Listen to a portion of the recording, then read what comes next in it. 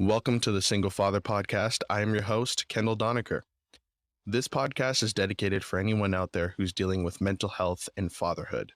You'll hear about my struggles, my defeats, my victories, my highs, my lows, my triumphs, my tribulations, and everything in between. I like to call this a collection of journal entries into my struggle and adapting to single fatherhood. Without further ado, let's take a look inside my journal, the Single Father Podcast.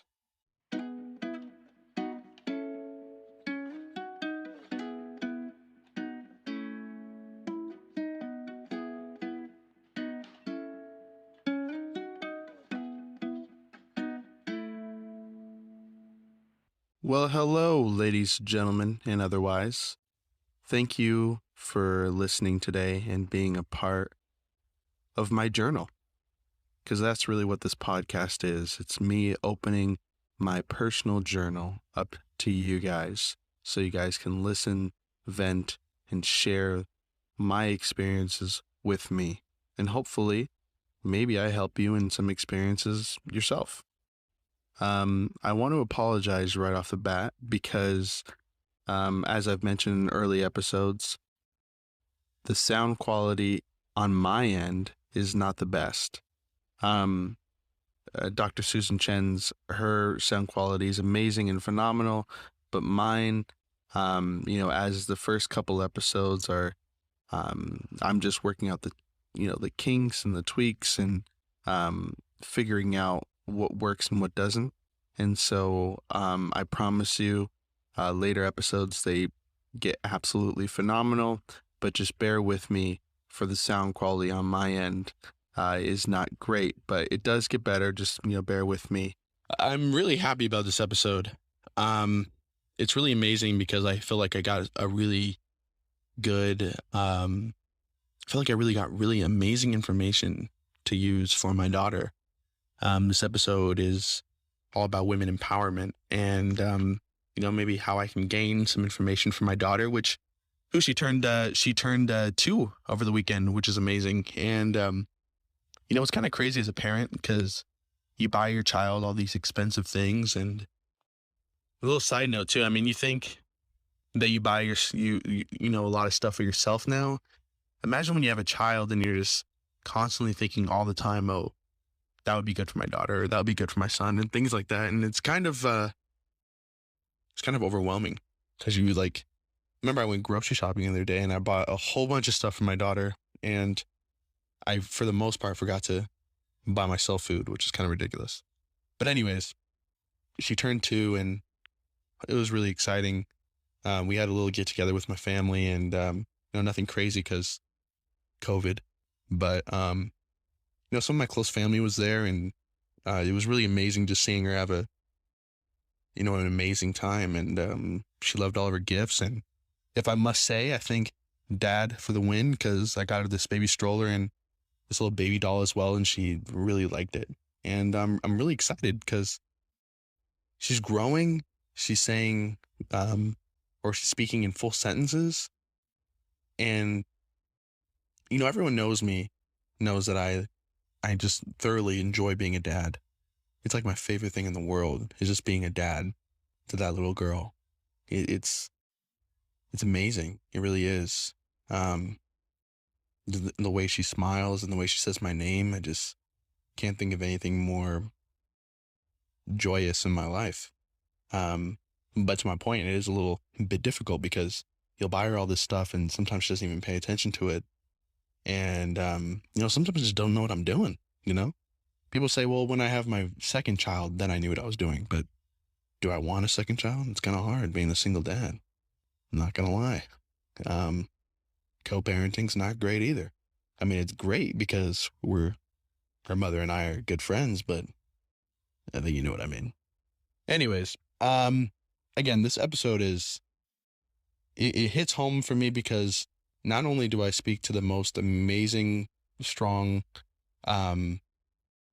entrepreneur woman I've ever met in my life, I knew that there was no better person to speak to because, Dr. Suzanna Chen, she spoke at the United Nations and she's all about women empowerment. And I felt like she gave me some really great tips and some insight mostly on how to better inform myself on kind of the struggles and trials that women go through on a daily basis.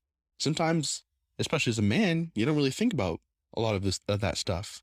And within when I was speaking to her, I was kind of like, oh, and I had a lot of questions for her, because I was just generally curious, and it opened my eyes a little bit. And I think men can really benefit themselves by maybe just asking questions and getting informed. And I hope this episode really helps men become informed, but also helps women out there into knowing that they're not alone in their struggles as well.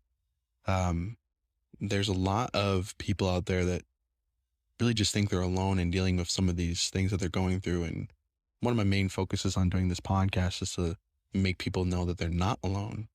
And I thought, Dr. Chen really gave great insight and great tips on how to go through, and how to handle some of these trials that women may go through. And I got really great information just from my daughter as well. I wanted to stay informed, based on, me being a single dad to a now 2-year-old girl. I want to learn what I can, for when she's older, which is a scary thought. I mean, she already slams doors in my house now. I can't imagine when she's a teenager. Oh my God. By the way, it's all just informational purposes. It's not used for medical advice or anything like that. But I hope you listen and enjoy. And without further ado, let's vent.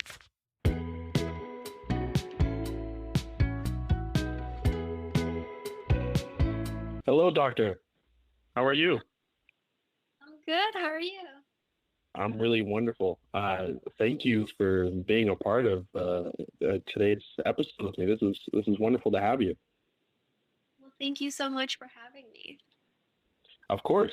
And I have to say, just as a little side note, I emailed you and I was asking a little bit about kind of certain topics that you cover and some of your, I guess, passions and whatever. And I was expecting this little brief summary, and the answer you gave me was such a profound answer, and I was blown away because you really gave me a really detailed list about everything that you cover and that you're passionate about. And I'm like, oh my God, I'm excited to speak to her. Like I really was excited. I was blown away. So how are you feeling? You're you're almost two. You're pregnant. You're almost two, right? Yeah, almost there. I mean, I have a little. She just turned 2 over the weekend, and I remember when my fiance at the time. I remember when she was pregnant. I was constantly getting her just food runs and just wild things like that. Is that you at all or no? Well, I think it comes and goes. Uh, Mm. it's very interesting and sort of experience, really, and it's so Yeah, unique to each person. So every single person's experience with pregnancy and delivery and all that is so different, and yeah. how people react to it is different. And is this your first one? Yep, Yeah, and boy or girl? a boy. Awesome. So you get to teach them all about this good stuff. Yeah, hopefully I can impart a lot of knowledge on him. Well, I'm hoping that you can do the same with me today. What I really want to discuss with you was women and mental health. And I'm excited to speak to you about it because not only do I know for certain that you are the best person to speak to, but with me having a daughter myself, I really want to, gain as much knowledge as I can so I can be able to not only understand, but be able to guide her as well. And I think men, especially, can have a tough time in I guess, resonating a little bit. And so, first, I'd love for you to tell me just a little bit about yourself and your background. Definitely. Well, I also want to say, it's wonderful that you are trying to do this, for your daughter and just in general, because family and men, are huge advocates for women and women's mental health. So really, it's so important and it's so amazing to hear that you're really, putting in the effort and you really want to do this. Thank you. I try for sure. I want to make sure that she grows up to be this little queen and feels like one too. So, so my name is Dr. Suzanna Chen. I'm an MD board certified psychiatrist, and I own a private practice in Manhattan, New York City. Offices in Manhattan and Brooklyn as well, although also doing a lot of telepsychiatry and Definitely. teletherapy during the COVID time as well. Yeah. It's how's that been going for you really and your family? That's been hard. I imagine I always imagine it might be scary to be pregnant during a pandemic. Well, it just shows that life throws lots of curveballs at us and Yeah. at really unexpected times. Certainly had no idea that COVID was going to happen. Um, Right.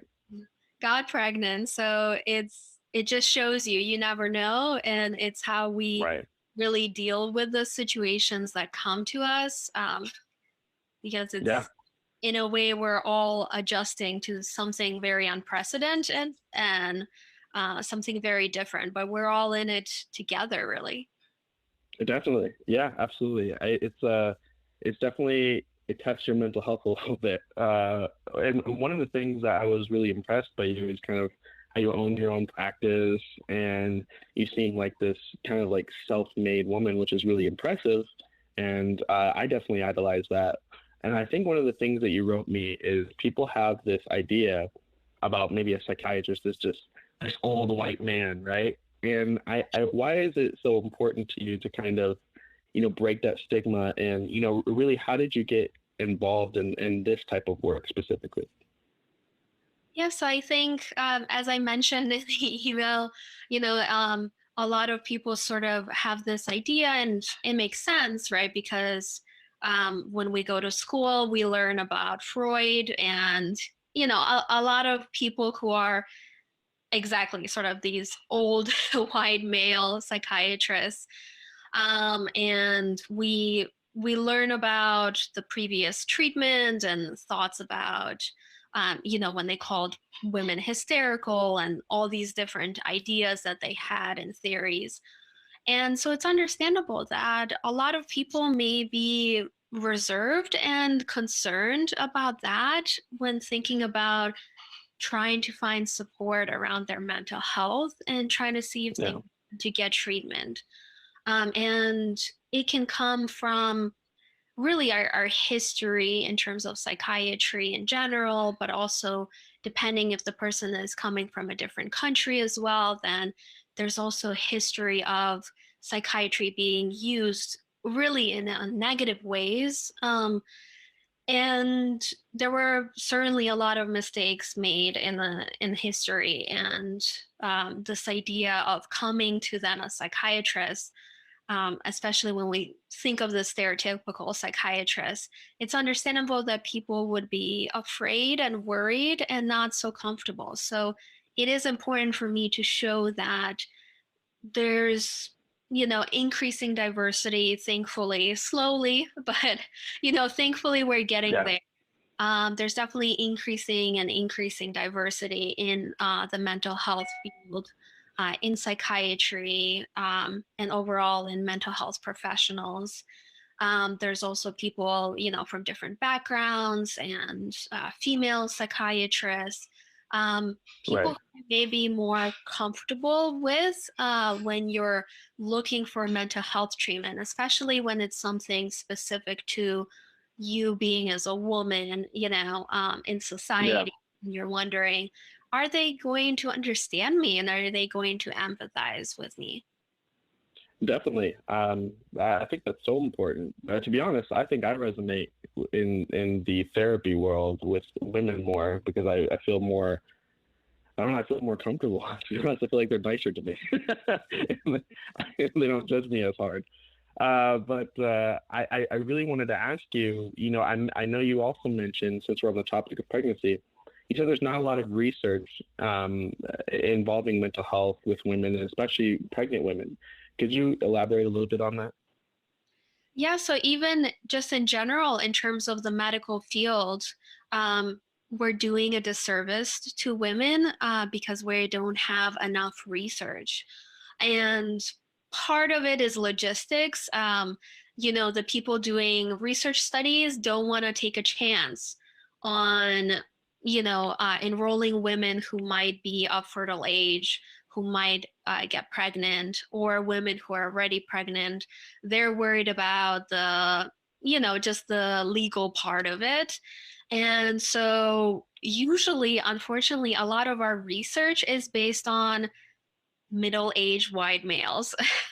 you Hmm. know Yeah. and so when you're looking at the complex human experience and how our bodies react to different medications, how we metabolize different things, how different disorders or diseases look differently in us, it shows that in like heart attacks can look very different for women than men. And so it's unfortunate because some women aren't caught even in the emergency room because the literature and the research and all of that is so based on, this white male, middle-aged Yeah. white male without really any, other comorbid disorders.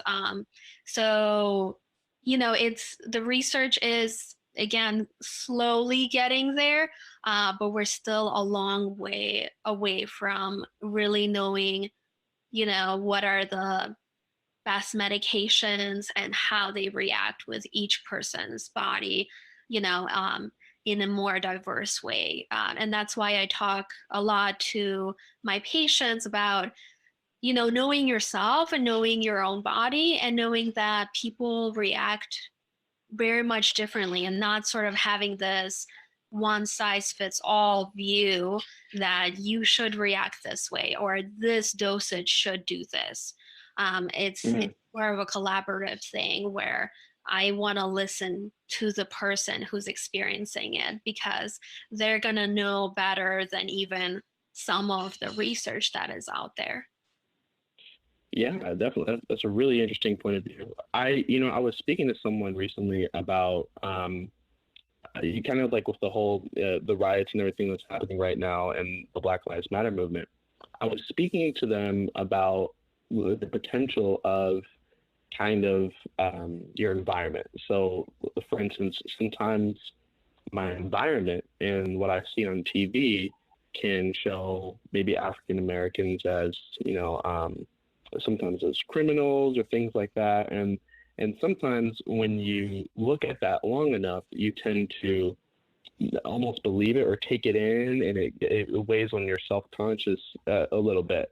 Now, I thought is that maybe similar for women who feel like maybe they're catcalled every day when they're walking down the street and they see the type of diversity that's out there with the lack of equal pay and not being put on an equal platform as men. Does that kind of take in your opinion, a little bit of uh, does it kind of affect their mental health, women's mental health, a little bit in terms of maybe I don't feel as equal because my environment says that I'm not? Does that kind of make sense?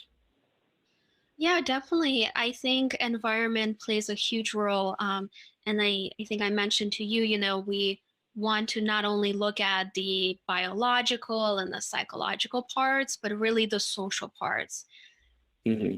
You know, even from the very beginning when we're born and how we're raised and society and environment, starts to play a huge role even just from that young age. Little kids pick up on these things. They understand more than we even think, right? And so Right. they're really picking up on biases very much early on. Even the way we treat little girls a little bit different from little boys, things like and it's also for the little boys, it can be hard because you might say, oh, don't cry, you're a big boy, you can get through it. Um, you shouldn't show emotions, right? All these different messages that we're sending to even young kids, they're really soaking it in, and it affects them from the very beginning. Mm, Something when they've looked at actually that little boys have relationships with other little boys that are very similar to um, open and emotional girls' relationships younger on until they hit puberty. And suddenly society pretty much overwhelms them with messages of how they should behave and how their relationships should be. So mm, women, from the very beginning are just sort of experiencing the way society treats them and what messages that society sends them about body image is a huge one, of course. Um, Sort of feeling like they're not being treated maybe as equal. And of course, again, it also depends on which community that they're in, which neighborhood.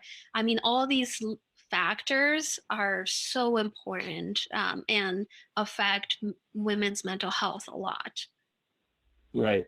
It's interesting you say that because I was again speaking to somebody about body image and how women must feel, especially in quarantine where you're just sitting on social media all day. I think there's something to be said about these Instagram models, right? We live in a society that is against body shaming. However, I think we see very prominently that what's popular is a Kim Kardashian physique or something like that.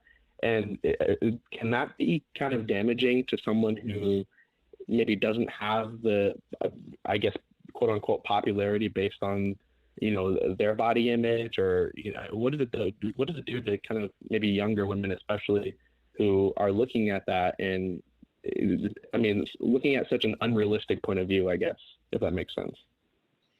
Yeah, definitely. It can be a huge problem because even those Instagram models don't look that way. So we, as adults may know that they added their bodies. And even then, even though logically we know, what we see is something different. So Right. even though we know, hey, they don't actually look like this in real life, there's a lot of editing. They've made their waist impossibly thin that their organs would not have really a place there. Right. Um, and even as adults, we still soak it in, even if we don't realize it. But then if you think about a little girl who may not realize that this is all fake, that this is all edited, that, waists are not, it's impossible for waists to be that small. Um, Right. for that little girl, she might start to think, hey, this is, what society says I should look like, but I look very different. And then with puberty, where there's a lot of changes in the body and there's a lot of social pressures to look like the popular image or look like what society expects us to look like. Um, it can lead to a lot of anxiety, a lot of depression, a lot of body image issues, and can even lead to things like body dysmorphic disorder, where it's the image, the body image that you have of yourself is so drastically negative, even as compared to people who actually see you or your friends or your family or even society. But just overall, all these, messages and these images, they just overwhelm, the mental health defenses and definitely can lead to a lot of issues in the mental health, from a very young age, can also lead to eating disorders, anorexia, bulimia, you know, um, and just overall, bad, low self-esteem, constant comparison and checking, and not feeling like you're good enough. Right. It's interesting because I recently saw a study. My child's mother, she's Caucasian, and I'm African American. So But I recently saw a study where, kids were brought in, and, they brought in African American girls and they brought Caucasian girls in, and they brought a whole bunch of dolls in as well. There was black dolls and there was white dolls. And they asked everyone to identify which doll is beautiful. And pretty much unanimously, all of them identified that the white dolls were the more beautiful ones. And that kind of hurt me because I want my daughter to know that everyone is beautiful, right? Whether you're Asian, white, black, blue, purple, it doesn't matter. I want all women to know that they're beautiful. In regards to that, I wanted to stay on the topic of self-image. What would be the recommendation for maybe a young girl who is struggling with their self-image, or struggling with maybe feeling beautiful or feeling that they're good enough, as you say? Because I also want to address the issue, but I also want to know, what is the solution, per se, to an issue like that as well? Yeah, I think, the study that you brought up is so painful, right, to hear as a parent. So as you can tell by my last name, so my husband is Chinese. And so, thinking about all these sort of biases that society has on what is considered beautiful or what is considered handsome, what is considered feminine, what is considered masculine. It's really painful to think that your child might not feel so beautiful or so handsome, or feel less than because of these society standards and biases that are already imprinted in little kids when they're so young, and they don't even realize where these things are coming from, right? We're not Right, that way to judge. Like, none of the judgments we're born with, right? right, right, uh, it's sort of like judging an apple as being more beautiful than a pear. Like, it doesn't make sense. right. All Exactly. these things society puts into our minds from a very young age. And then it's unfortunate that kids have to suffer and then wonder, is my hair beautiful? And have this whole experience of, hair and, should I change my hair? Should I do something to it to make it look more like X, Y, and Z of what people expect? I mean, it's these things that are, hair is what hair is, Right, and exactly. all hair should be beautiful. It's natural. Hmm. It is what we're born with, but unfortunately society makes us question really ourselves, our natural selves. And the question about, what to do, I would say it's a huge topic, and there's a lot of factors, right? So where there's the individual factor and there's the societal factor. So I definitely think as a society, we need to change, as adults, we need to figure out how to change our society so it's better for the children, so that they don't have to grow up thinking, oh, just because I'm a bit different than, a lot of people around me, or what is on TV, then, I'm considered not as beautiful. I mean, that's just so painful. And Yeah. kids shouldn't be growing up in that sort of society. So really, hopefully we can take steps forward to try to have more representation of different beauty standards, um, and more diversity of like natural being considered beautiful, and not just sort of the highlighted Instagram models who aren't actually even real. Um, Right. exactly. Then, more on the individual level, I think from a young age, kids can pick up on what their parents say.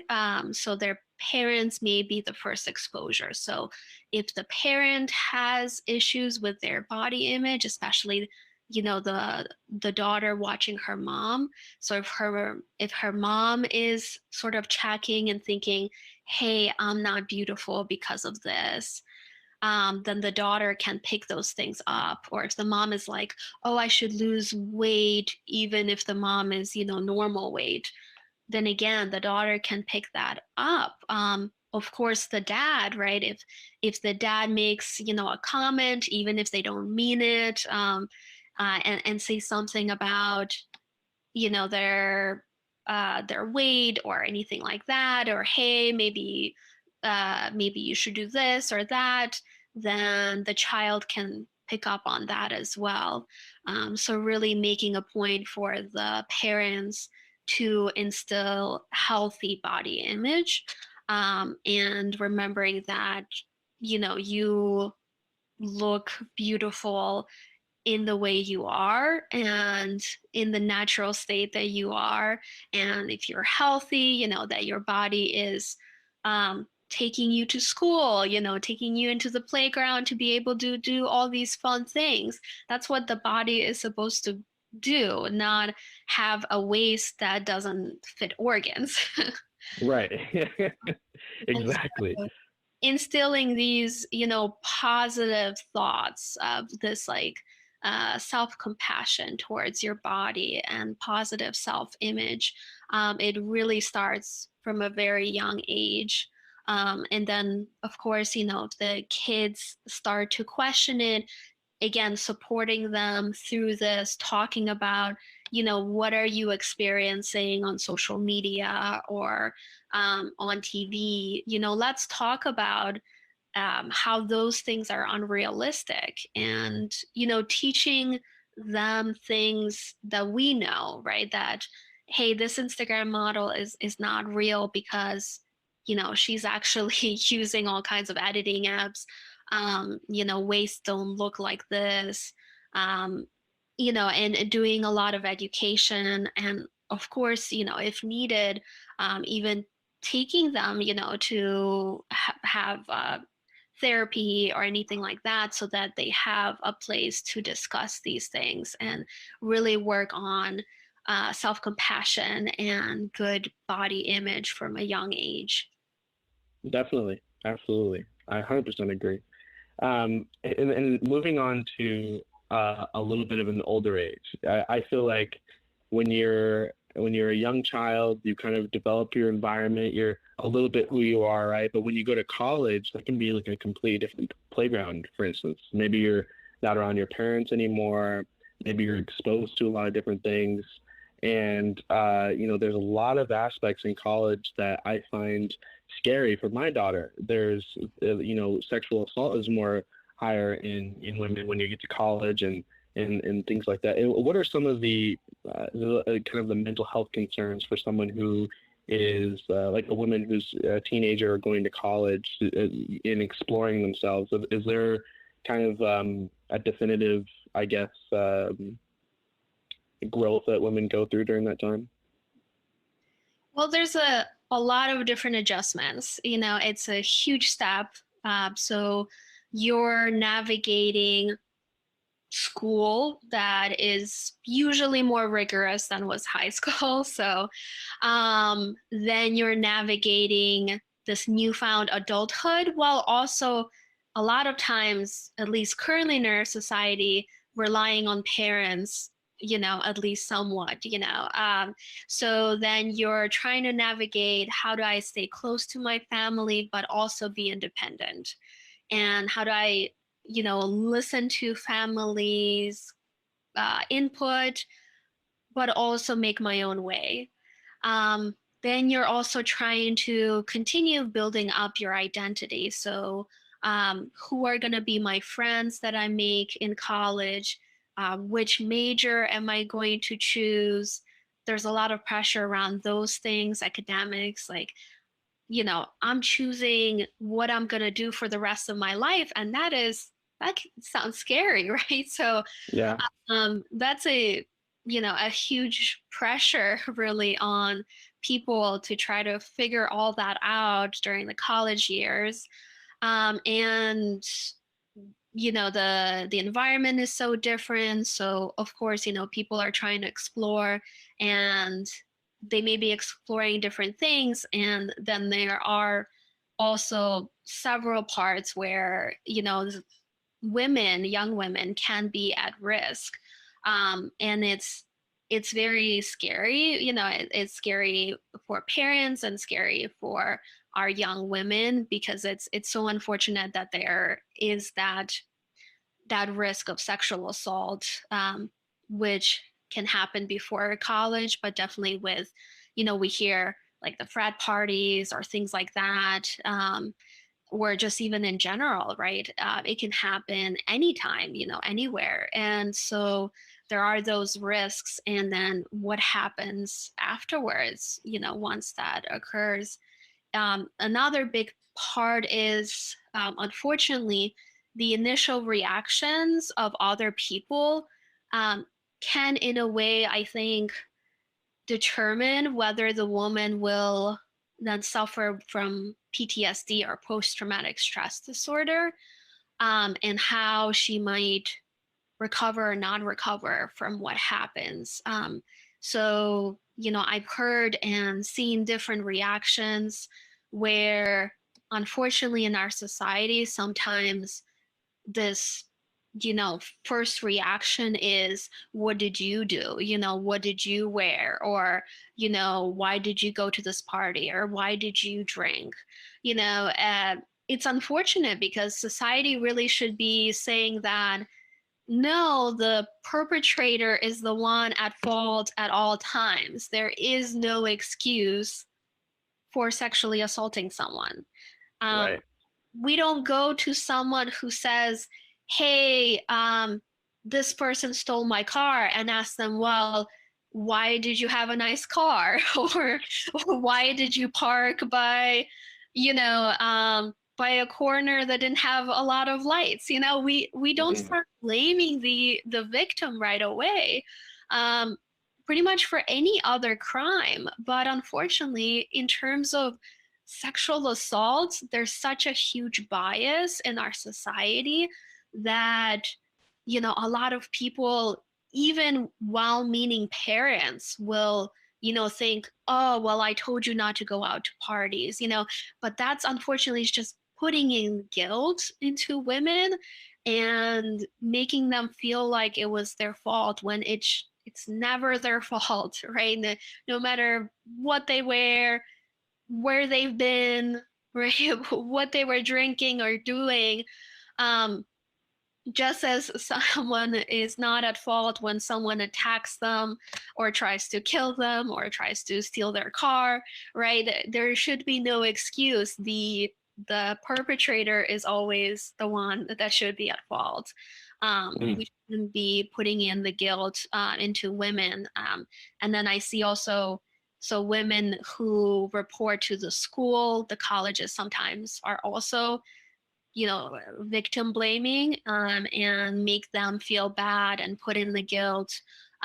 Also, even police, even the ones that are, supposed to be good at this, like the special victims unit, at least in New York City, um, especially if they don't have enough training or they don't realize, what they're saying and how huge of an impact what they're saying can be.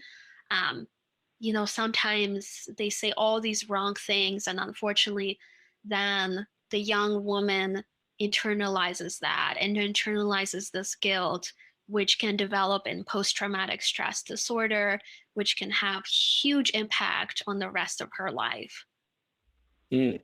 I mean, and I would imagine probably the same can go if you don't say anything either, because how powerful is that to not want to say something because you feel automatically that you'll be shamed or ridiculed or feel guilty somehow. I mean, I couldn't agree more with your statement, because that it seems like such a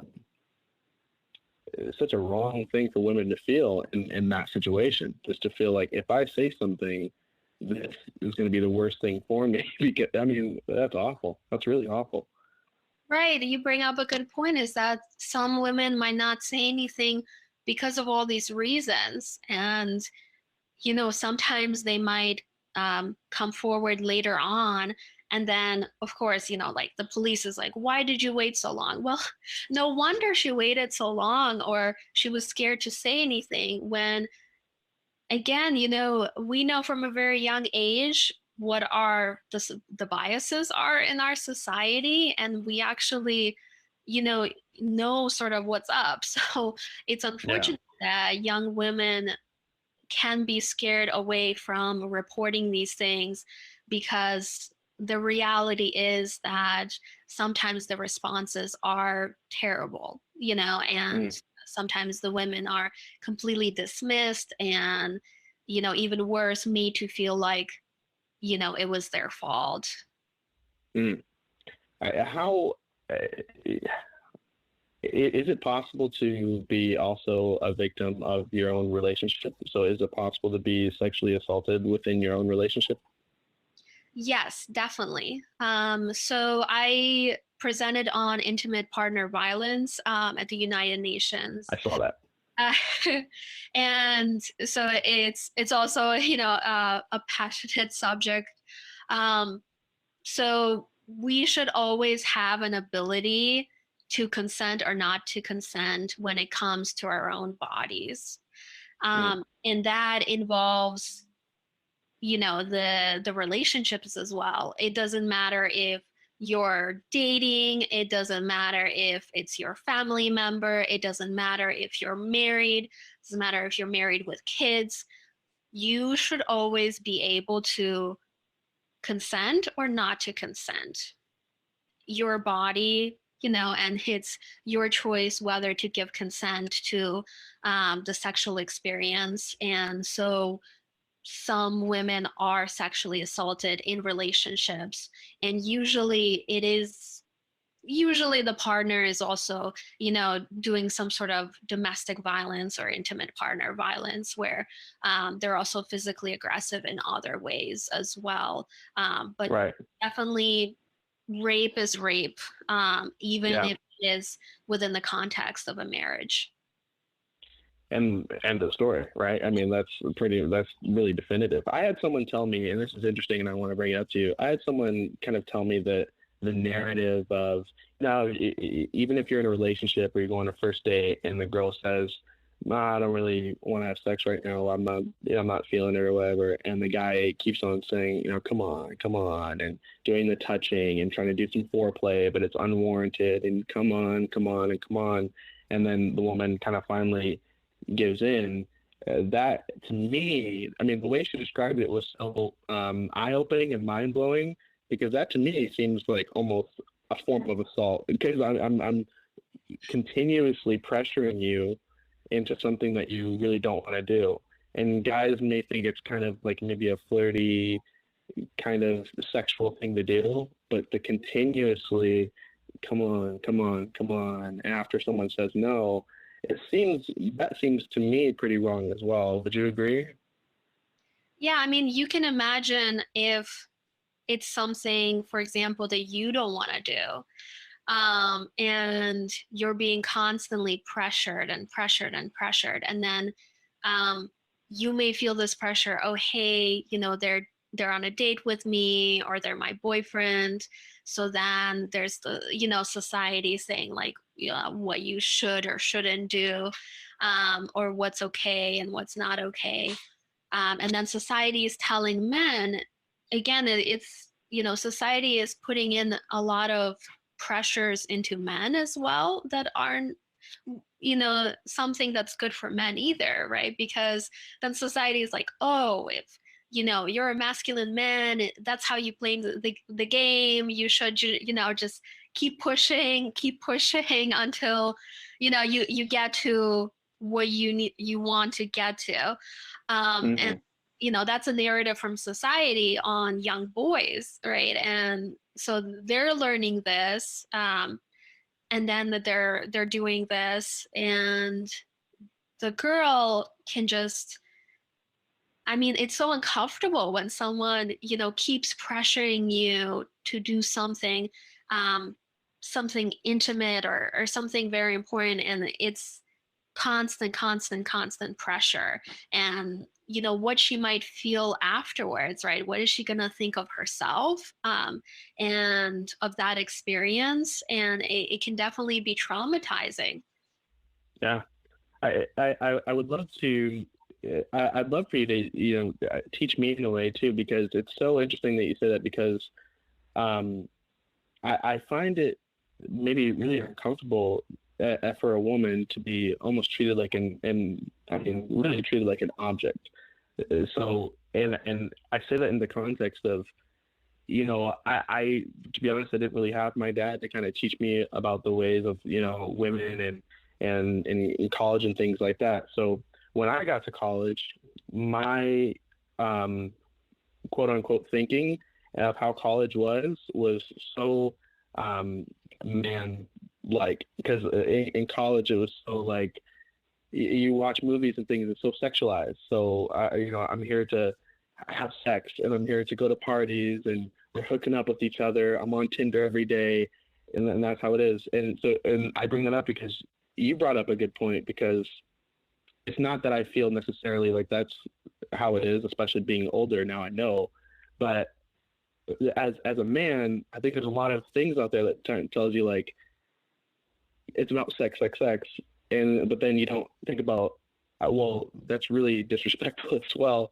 You know what I mean? And you kind of get what I'm saying. I'd love for you to teach me how do we teach consent first of all, and how do we break that stigma for men as well, to not have to really just think of women as an object, to be honest.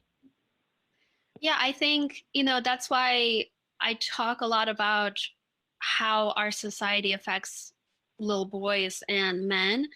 Um, Even though we're talking about women's mental health, um, the other side is very important, right? So, what we teach our little boys, and what messages we send to, little boys up to men, and how all these biases and all these messages get ingrained in them. And it's a disservice not only to our women, right? Our daughters, our mothers, our sisters, just women in society, but also a disservice uh, to our males, because they're being pressured and being told you need to do this, or you need to do that, or you need to think this way. And it's also really unfair, because they may actually not feel that way. And then, let's say if society says, hey, you should be able to have sex with 20 women and then not feel any emotions. What if, you're feeling emotions and you're not feeling so great, and then you're feeling empty? But then you're like wondering, well, society said I shouldn't feel anything, I should be celebrating this. And it's just, again, very unfortunate. So it is important to discuss consent very young, from when kids are young, and little boys is important, because um, we should teach our, our boys and our men, what consent means, and how to try to obtain consent, and when to know when not, not to go forward, or not to push, or not to think these things. Also, talking about the differences, what's on TV in the movies, and in pornography, and what is the difference with real relationships, when most people, like, they want a loving long-term relationship that's close and that's supportive ultimately. Uh, but society is telling men something completely different, that Mm, saying like, oh, that's not what you should want, or that's not, what you should be trying to get. Um, so teaching consent very young, of, when the girl says no, to respect her boundaries.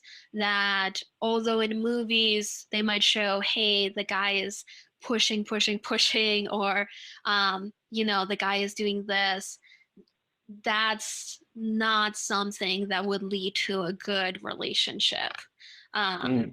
In the real world, and that's not something that you should try to emulate. And also something that can, get you in a lot of trouble as well, and so again, it's like the social level that we really have to work on. Yeah. Really need to change society around that, but also the individual level.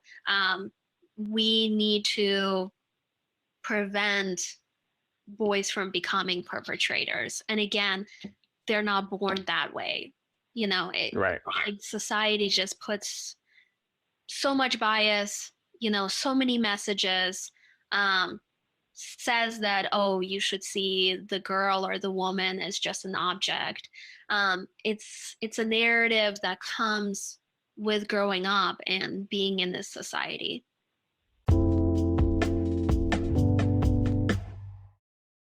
If you haven't heard about Anchor by Spotify, it's the easiest way to make a podcast with everything you need in one place.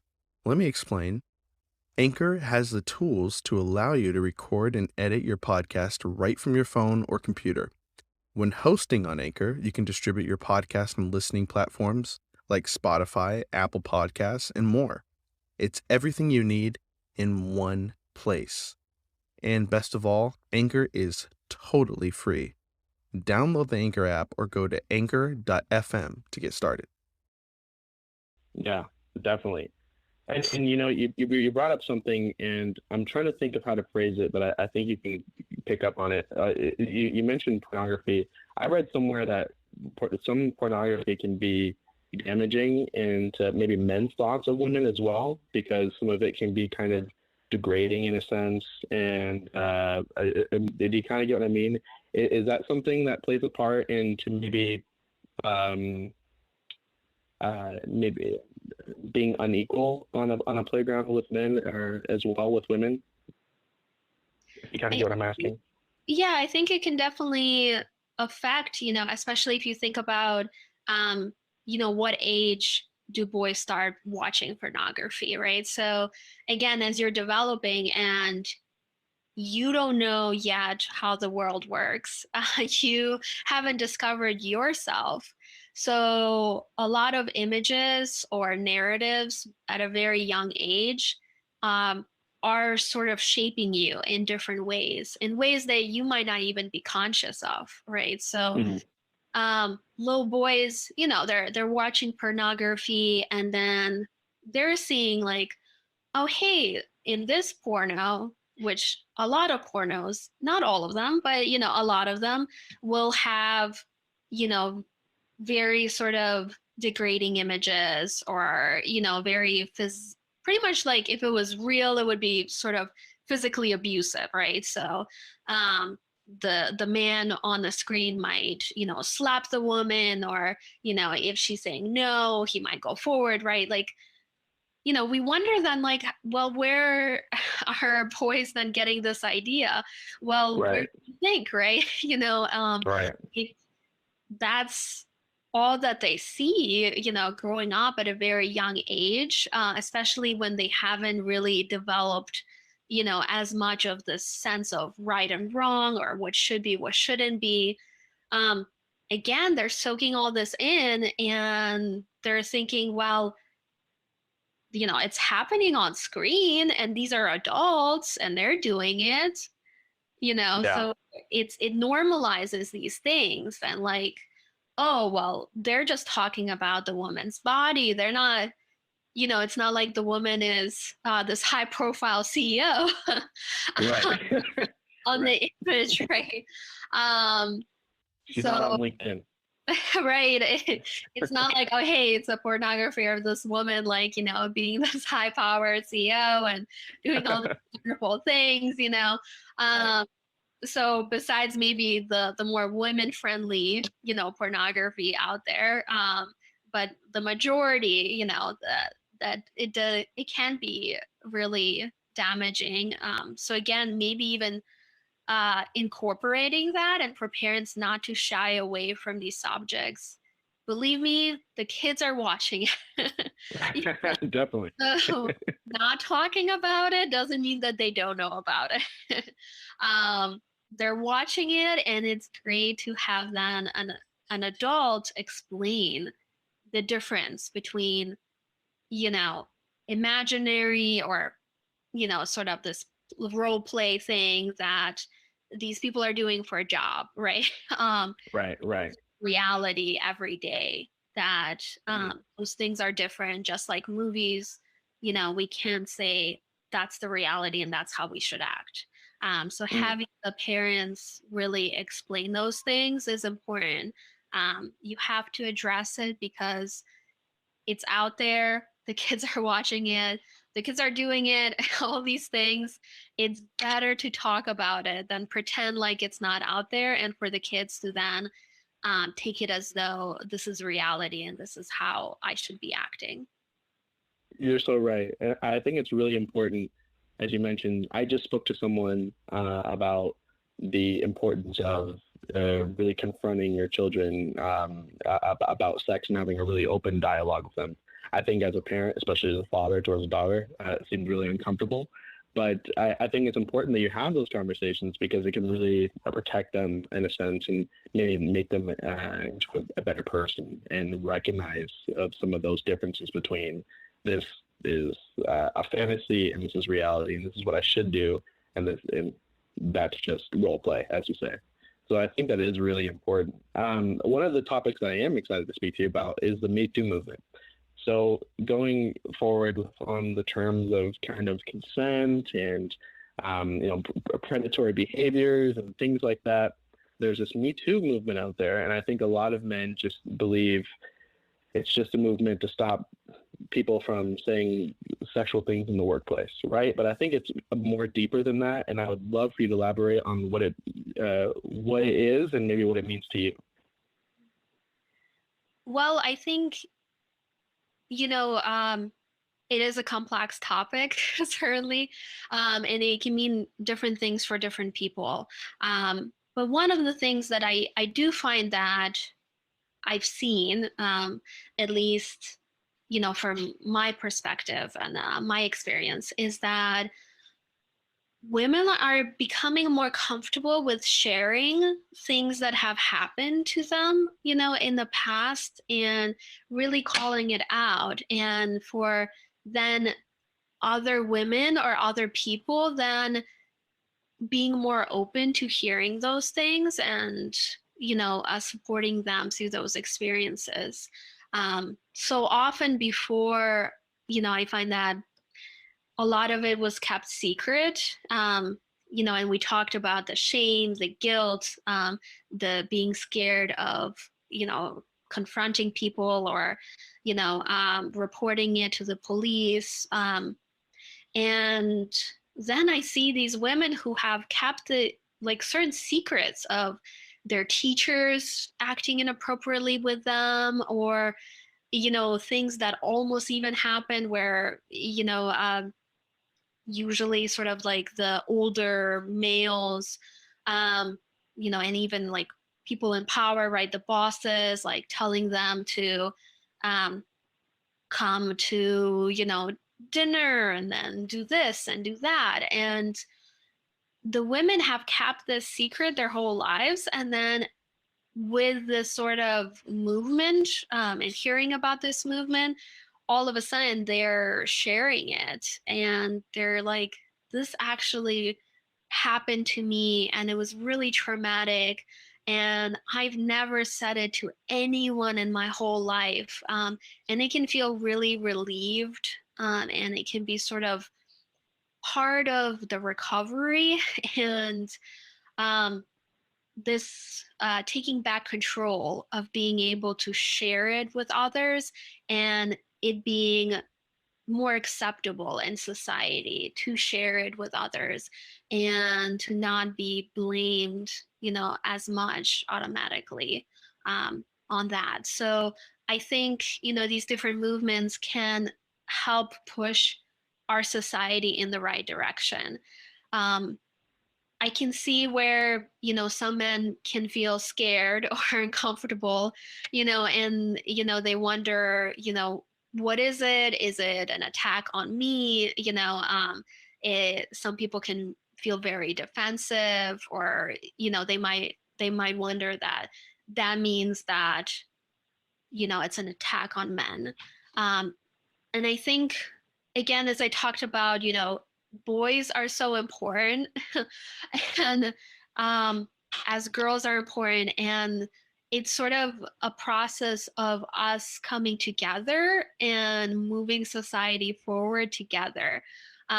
Because you can't just tell the girl to be able to say no. You have to teach the boy to be able to receive the no and not continue acting a certain way, right? So, um, human rights are actually, I think, women's rights, and women's rights are human rights. So that all these different parts, I think, are all together, and we should all really work together because it's better, right, for men to elevate women's rights, women's mental health, because they have moms, they have Yeah. daughters, right? They have sisters. So it's not just about some unknown women. It's really about their own families and the future generations, and for the boys, to grow up in a society where they don't feel pressure to do things that maybe they would have never done if society didn't tell them that that should be what they should be doing, right? So Right. again, I think it's good for both parties, so for both women and men. It's really inspiring listening to you because some of the things that you say, I'm like, oh, that's so spot on. I had an athlete friend of mine who went to college thinking a certain way, right? And as he was when he was kind of engaging in multiple sexual partners, and he felt like this isn't really who I want to be. But a lot of his teammates around him were like, no, this. I'm telling you, this is who you want to be. But he's like, no, that's not really me. I'm speaking to him about it, and I'm like, me neither. I feel so right with you. Like, I think there's a lot of pressure around you to say like this is who you're supposed to be. But I think being a part of being authentic and being appropriate is kind of maybe just taking a step back and look at the reality of your situations, meaning, women aren't objects and you don't have to sleep with a lot of women to gain respect or anything like that. I think maybe more women would respect you just for being yourself and not being kind of like the typical athlete jerk, right? It's very interesting. And, I had someone tell me about the Me Too movement. He was telling me, it seems like I can never ask out another coworker who I think is cute ever again. And I think maybe there's just like a difference between being inappropriate and appropriate. I mean, right? I mean, I think what Me Too movement isn't saying never flirt with women again, but I think it's about knowing the types of appropriateness in the language that you're using with women. Would you agree? Yeah, I think, you know, um, again, if people get scared because they're like, does that mean I can never ask anyone out, or like, they start to think of these different things in sort of a black and white, way, and sort of these extremes, like either everything is acceptable or nothing is acceptable, right? Right, But right. in our world and in our life, things are in between, right? So it doesn't mean that everything's not acceptable, like that you can never, ask anyone out. There's a difference between, appropriately, checking in, asking someone, do they want to go on a date, um, versus saying, hey, if you want this higher position in the company, um, then you need to, have dinner with me. And then, or saying like, hey, we're going to have a meeting, but you meet me at the bar, but we're going to discuss work. And then the next thing they're trying to order a lot of drinks, it gets you drunk, and then trying to push, slowly into things. So that's a difference between like, hey, do you want to go out on a date? You seem very nice and things like that, versus, the sort of manipulative and utilizing power and control and pressure. when the woman is, saying, no, I don't want another drink.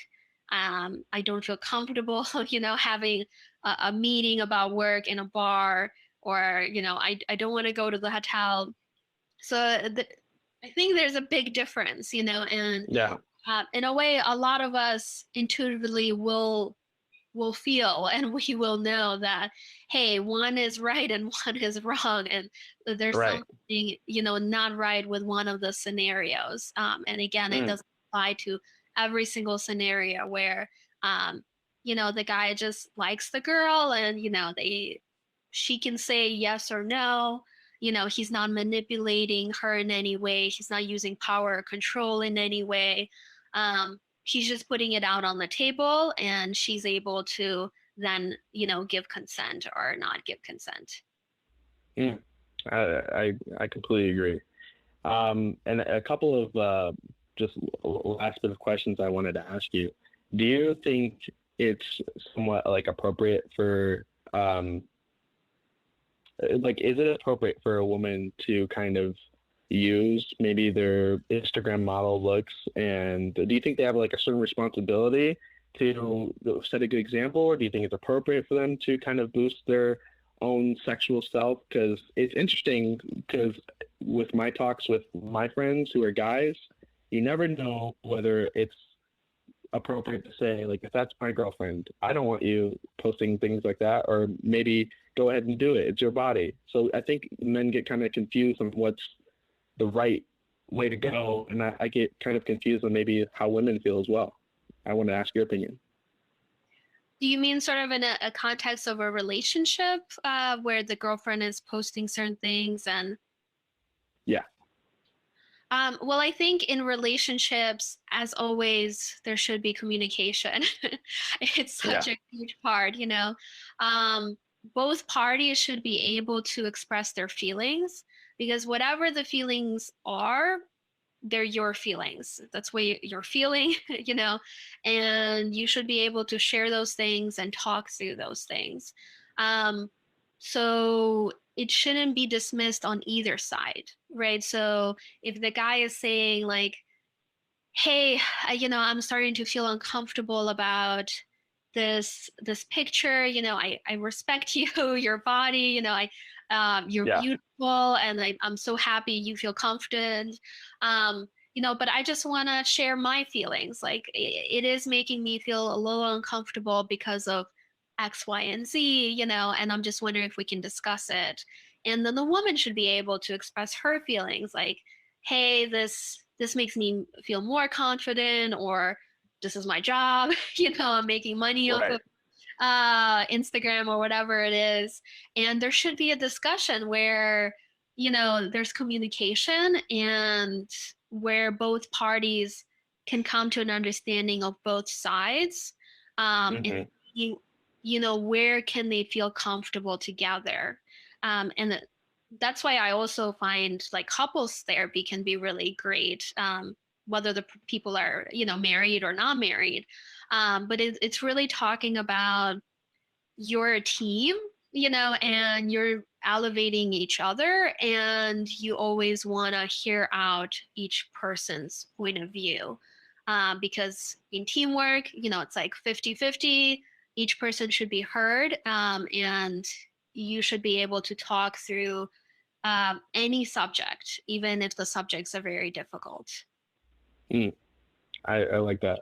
And another thing, and these are just male rapid questions to you, because, and so if they sound ridiculous, they probably are, because they're my questions.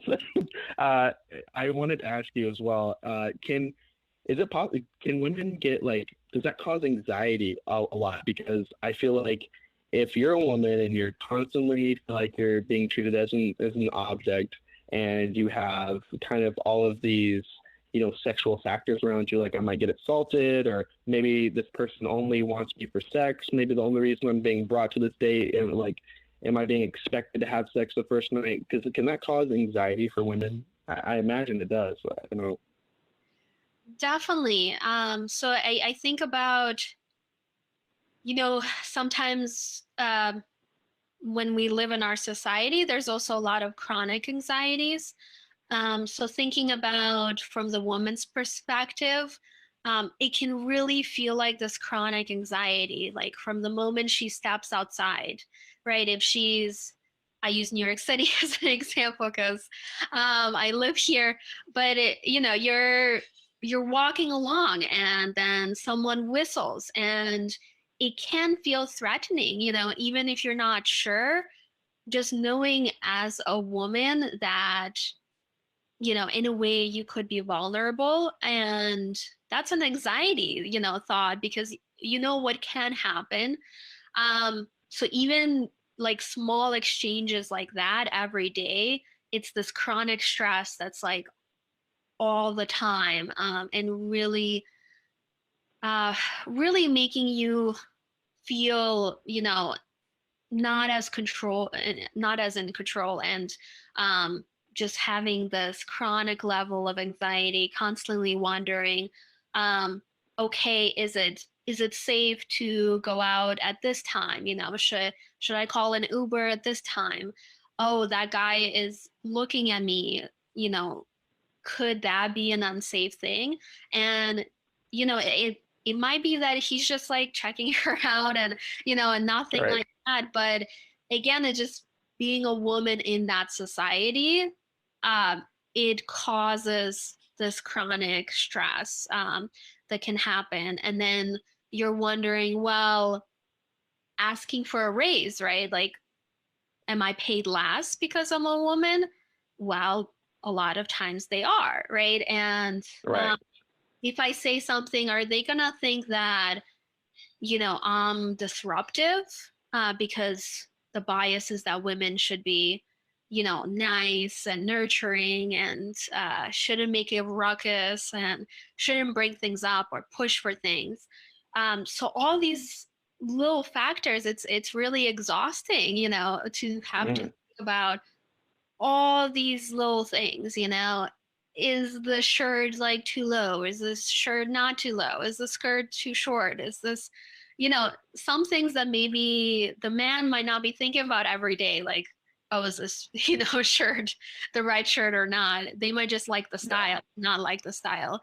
But for a woman, living in a certain society, it can be a constant thing on their minds. And definitely, again, we can have chronic stress, from different biases. And again, it's not just, the female male thing, but it's also racial thing. If you're constantly overwhelmed with biases and different things about the society, it's really difficult and it really adds up. And I think sometimes quite often it can come out as a lot of mental health issues, because if you're just going through this chronic stress, a lot of times eventually it gets to you, and it's just very difficult. And what are some of those mental health issues that come out of that? Well, I think, as we look at any really mental health issue, so we want to look at biological, psychological, and the social aspect. So the social aspect, it can come out in different ways in different people, So um, some people might have more depression, right? Um, so some people might have more anxiety. Some people might have phobias. Some people might have PTSD. It really depends on, humans are very complex. So it's not like there's a straight answer of like, well, being catcalled every day, or, worrying about your safety, or thinking about these differences of how you're being treated as a woman, will lead to, this specific thing. It just adds to it. It doesn't mean you will have it, or, you might not have any, specific disorders, um, but it can definitely add to it over time. Mm.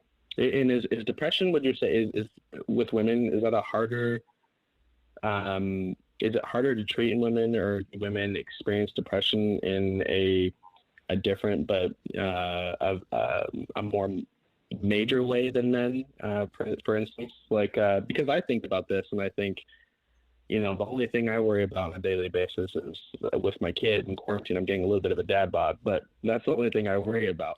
but women have so much constant worry all the time. Like you said, even just stepping out on the street. So, what are the like ramifications of that with the depression? Do women struggle more with depression? Well, I would say that we don't know everything.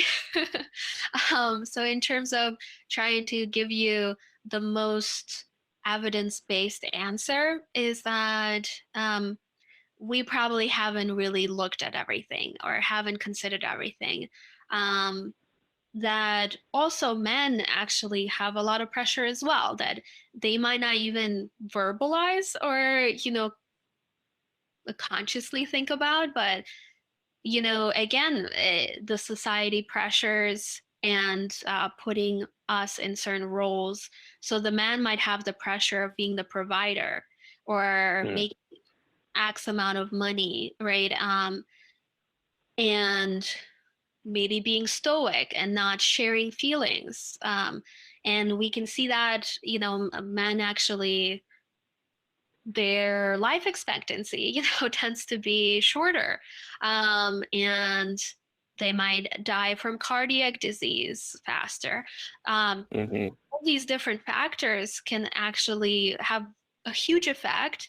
Um, it might mean that men might not come to treatment as often as women because they're told don't talk about your feelings, or, um, don't try to seek help when you're struggling because you should be strong, and Right, right. push it down, right? Just because they don't come to treatment doesn't mean that they're not experiencing these Mhm. difficulties. So again, I think there's a lot of people who are experiencing difficulties that are just maybe not coming into treatment or not voicing it, but doesn't mean that it doesn't exist. It's definitely there. And then, lastly, I wanted to ask you, within your email, you brought up a great point. Kind of, and I think to as a testament, true to form, you just brought it up again. There's not a lot of research in regards to women and mental health. So we brought up a lot of the causes and problems that exist today. But I also wanted to talk about some solutions. So for any woman who is listening to this podcast and listening to you, which you are amazing, so why wouldn't you? I would really love for you maybe to share some advice or solutions on how to deal with a lot of things that we discussed, including managing mental health as a woman. Well, I would say that it's important to definitely seek a professional mental health care provider, that's licensed in your state, for your specific experiences. So what I say is it's going to be very general and it's not going to be really medical advice. It's going to be informational. Mm-hmm. Part of it because our human experience is so complex and there's so many factors for each person. So it's difficult to sort of have an advice for every single person. It's sort of a lot of these things Sure. are general and aren't gonna apply to everyone. So, definitely great to if you need the help reaching out. So there's more and more women in mental health care, so you are able to find a professional mental health care provider that's a female if that's, someone you feel like maybe you're more comfortable with. Um, there are specialists in perinatal psychiatry. So that's important to know that there are out there, and if you just go on Google and look for them, there's ones that have had more experience and more training in perinatal psychiatry. So if you're pregnant or you had just given birth, um, you should feel comfortable to be able to try to find some help and someone who really knows about that experience and knows when not to pathologize things that are completely normal during that period, because what normal may look different with all the hormones and all the different things. Um, and who's able to, monitor for safety, and also know when things aren't normal, when Mm. it's something that you should be experiencing. Um, so being comfortable to search for help. And I also, I think of mental health similar to like physical health, right? It's not something we have to wait until we have a disorder to look out for and to try to get it. I think of preventative care and sort of like we may want to exercise weekly, or that's the recommendation, right? Like, we want to think about our mind as well as our body and how we take Mm. care of both, um, not just when things are going very wrong and we're at the end. Yes, definitely search for help then, but you can definitely, get support and think about these things way earlier, preventative measures, just self-care in general. Um, there's definitely more and more articles coming out in terms of women's mental health, more mental health care providers talking about how to specifically address women's mental health. So there's things out there. There's books about different experiences as well.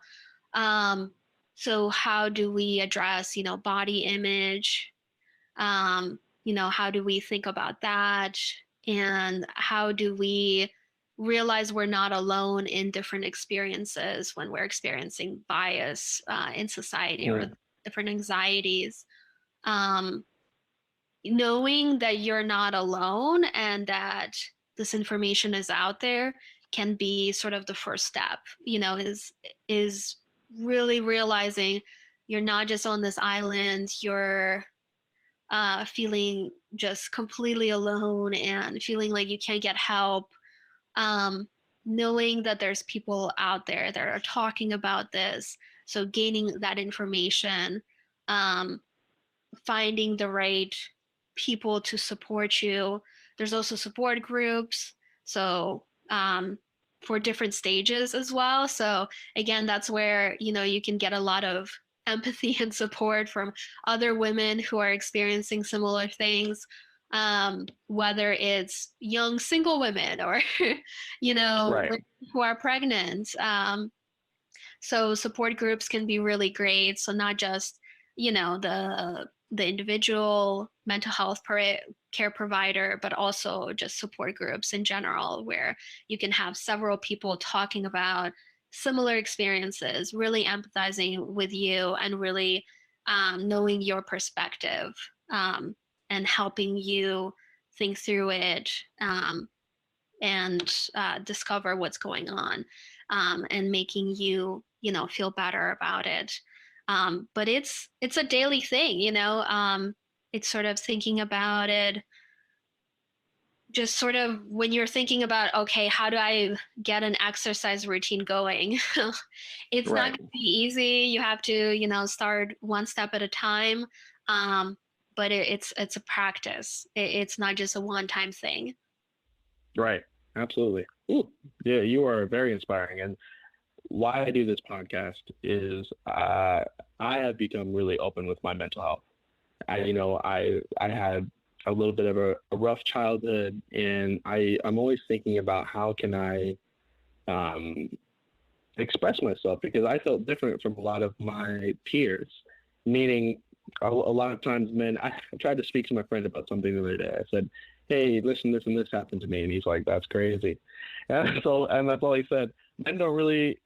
Men have a tendency not to really speak with each other on a deeper emotional level like that. And what I wanted to do is really express in my own mental health, publicly, and kind of hope that other men can too. And I also wanted to share mental health in general and spread mental health awareness. And that also means with women, and speaking with you and having a daughter. I think it really helps me. And I absolutely know that your son is going to be like Prince Charming. And so, but here's the thing. That's why I need rapid answers so I can get you out of here. But these are all father questions but for women. Best thing to get a woman while she's on her period. What would you recommend? uh, well, I think as always, it'll depend on the woman. But I think a lot of times like chocolate can be pretty good. Whatever they like and can be helpful. So sometimes it's chocolate. It can be like a hot cup of tea. Right. Anything that's supportive and that shows like, hey, I know you're struggling. But I'm here for you. Uh, what is I heard I keep hearing this, but the most heartbreaking thing to hear from your father is I'm disappointed in you. Is that true or not? 'Cause I'm gonna use it one day. Um, I think it's a very painful sentence, right? If you hear like I'm disappointed in you, um, because when kids are growing up as they're little, parents can be their whole world before their peers come in and society and all Right. that. But when at like certain developmental stages, parents are sort of like the whole world. So, it can be very painful then to know that, hey, the parent is not liking you the way you are, or saying that you haven't come up to their expectations. Right. Okay. Um, Going through a teenager's, specifically a woman's phone while they're a teenager, bad or as a parent, what do you do? What do you do? I don't know. Is that good or bad? Oh, these are such complex questions. I know, right? Hard to give a really quick answer. I would say there's risks on both sides. What is a great first step is communication. So if you can get the child to open up to you and maybe the child to show you things is better than going behind their back and then them finding out that you went behind their back. So just as communication is great in relationships like in marriage and everything, there should be communication with parents and kids as well, because Right. trust can be so important. And really, you'd rather, if there's something, one, they're good at deleting things. Right. Delete their search histories, and they're usually better at technology than the parents. So it's better for them to show you if there's something going on wrong. Um, and them feeling comfortable to come to you rather than trying to, deceptively do something.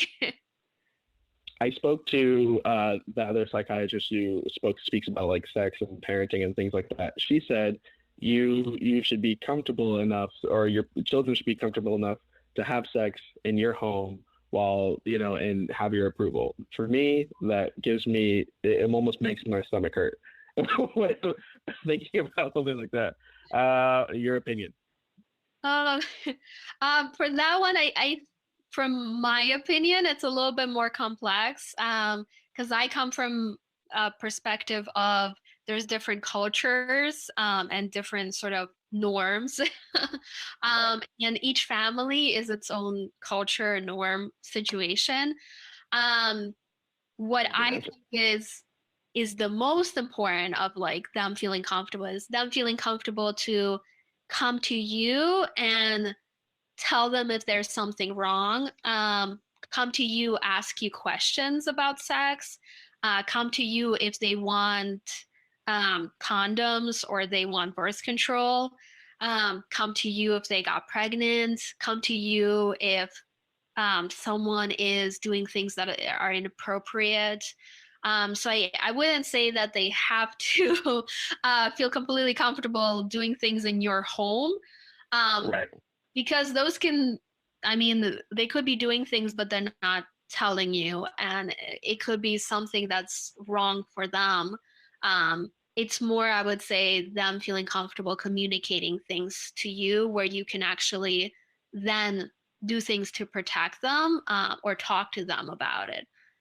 Mm, interesting. And then last but not least, if my daughter gets a boyfriend, what's my best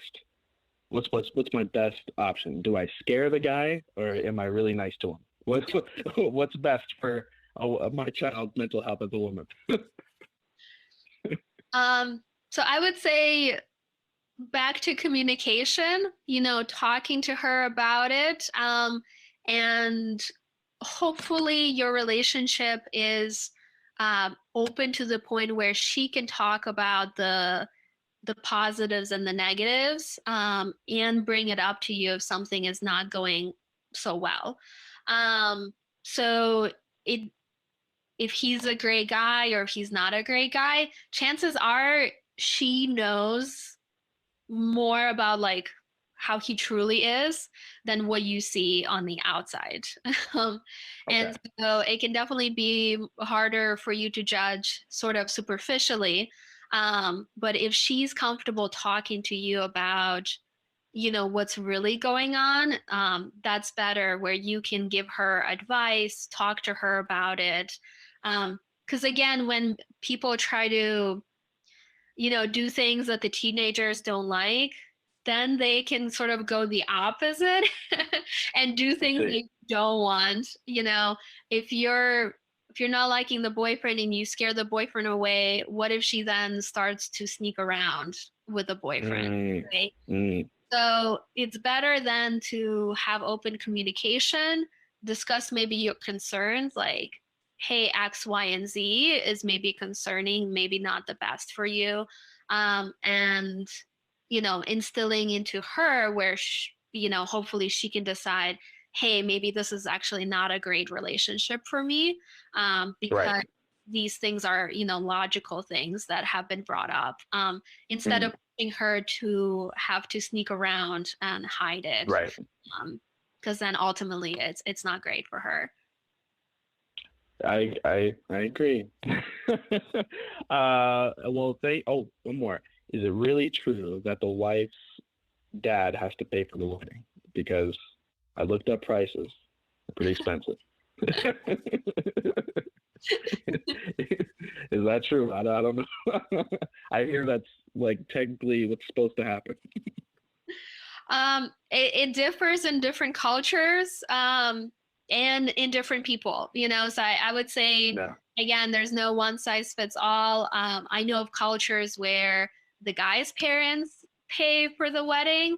I know of cultures where the girl's parents pay for the wedding. And I know individual couples that say, hey, we actually want to pay for our own wedding and we Mm, don't care about the parents paying for it, even if they're within those cultures. So again, it really depends on, I think, mostly the couple and yeah. what their ideas are and what their feelings about it are, and communication with, your daughter or your son, Yeah. uh, rather than assuming that there's, a certain way that has to be done, or, Right. doesn't has to be. Again, I think it's up to the people to decide. There's usually not a lot of has to or shouldn't. I bet that's a good point. I might go to her one day and be like, in fact, you owe me technically for all these diapers I buy. Well, honestly, thank you so much. This was actually a really fun one. Getting to speak to you and learning more. You gave me a lot of advice, and I know I asked some silly questions at the end, but in general, I'm really happy I got to speak with you. I think for any man listening to this, I feel like they got a lot of great tips and really great useful things to use for their relationships. And for any woman, I hope that she feels inspired listening to you and goes and follows you. Where can people follow you online? Well, I'm on Instagram because, I try to spread mental health awareness and decrease stigma. And my Instagram handle, I guess, is Dr. Suzanna. I also have a website, SuzannaChenMD.com. All right. Well, thank you so much, and I look forward to you telling me you gave birth to a really healthy boy. You're almost due, and really, it was really joy. Thank you so much for being on the show.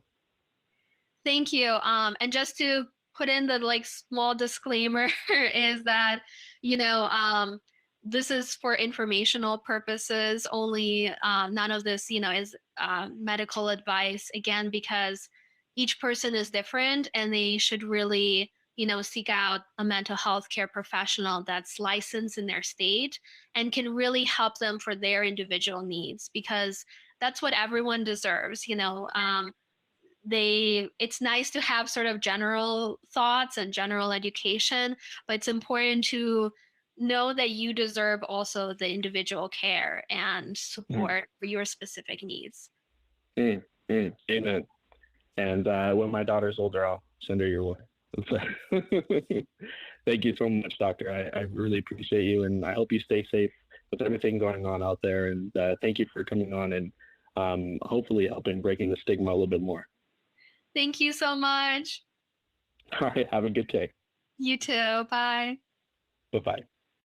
Wow, what an amazing episode. If you're a woman, I hope you found it empowering. If you're a man, I hope you found it very informational, informational, and I think it's informative. Informational. Now I just don't know. Informative. That's kind of what I'm looking for. Informative. There we go. I hope you found it informative. I want to say a big thank you to Dr. Suzanna Chen. She was so gracious with her time, and I could tell. I'm just asking silly questions from a man's point of view, and she really gave me her best answers on some things that I was just generally curious about, and I really do think so highly of her, and what a role model. And just an amazing person to speak to. And I'm not sure if she practices in other states, but amazing. It appears as a psychiatrist, and I hope people reach out to her. And I wish her a healthy and safe pregnancy. I'm so excited for her. And I want to say again, this podcast for me is all about just spreading mental health awareness. And if you are ever in a crisis, please look up, different things to help yourself. Maybe the suicide prevention hotline, reach out to someone, talk to someone. It's okay to not be okay. And it's so healing to vent like this.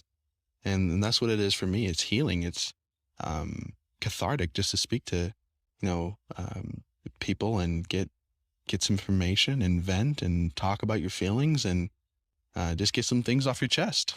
Yeah, I love it. I really do.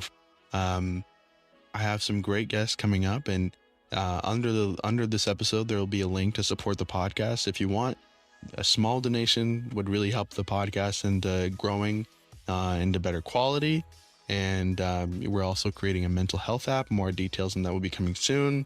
I promise it'll be coming soon. I just, we're not there yet, but I'm really excited to share that with you guys as well. Please follow us on Instagram. Other than that, guys, I'm really happy that you tuned in to listen. And if you are someone out there that resonated with this episode or any other episodes of mine, let me know. Shoot me a DM, email me. I'm always open to new ideas and interested in getting different guests on the show as well. Thank you so much. Just remember, we stand together, we vent together as a pack. VentPack.